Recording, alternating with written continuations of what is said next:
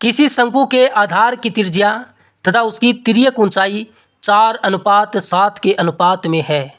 यदि इसका वक्र पृष्ठीय क्षेत्रफल 792 वर्ग सेमी है तो इसके आधार की त्रिज्या क्या होगी। सबसे पहले हम एक शंकु की आकृति को बना लेते हैं। शंकु की आकृति कुछ इस तरीके की होती है। ये क्या होती है, इसकी तिर्यक ऊंचाई होती है। ये इसकी तिर्यक ऊंचाई है और यहाँ से लेकर यहाँ तक जो इसकी दूरी है वो इसकी त्रिज्या होती है। और ये जो पूरी दूरी है यहाँ से लेकर यहाँ तक है, ये इसकी ऊंचाई h होती है। शंकु के आधार की त्रिज्या और तिर्यक ऊंचाई के अंदर अनुपात दिया है।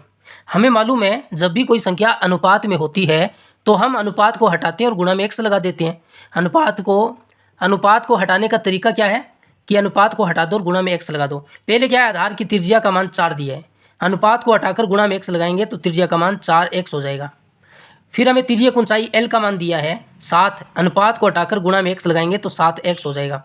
यदि इसका वक्र पृष्ठीय क्षेत्रफल हमें क्या दिया है, शंकु का वक्र पृष्ठीय क्षेत्रफल कितना दिया हुआ है, 792 वर्ग सेमी।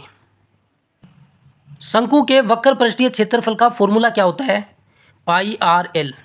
इसका मान हमें 792 वर्ग सेमी दिया हुआ है। पाई का मान अगर नहीं दिया है तो पाई का मान 22/7 रखते हैं।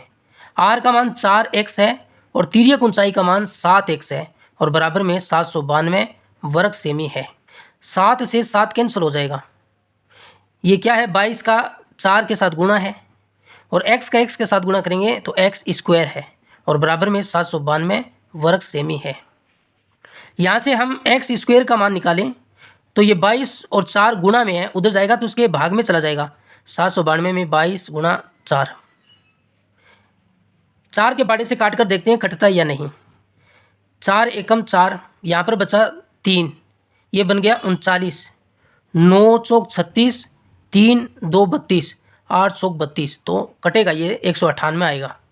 198 में 22 का भाग देते हैं, करता है या नहीं करता।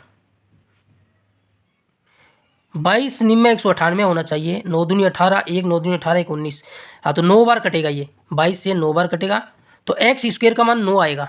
हमें x का मान निकालना है। ये वर्ग हटेगा और इस पर वर्गमूल लगेगा तो 9 का वर्गमूल क्या होता है, 3, तो x का मान 3 आएगा। हमें निकालना है इसके आधार की त्रिज्या क्या होगी, तो त्रिज्या r का मान कितना होगा, 4, x का मान कितना है 3, तो 4 गुणा 3 बराबर 12 सेमी इसकी त्रिज्या होगी।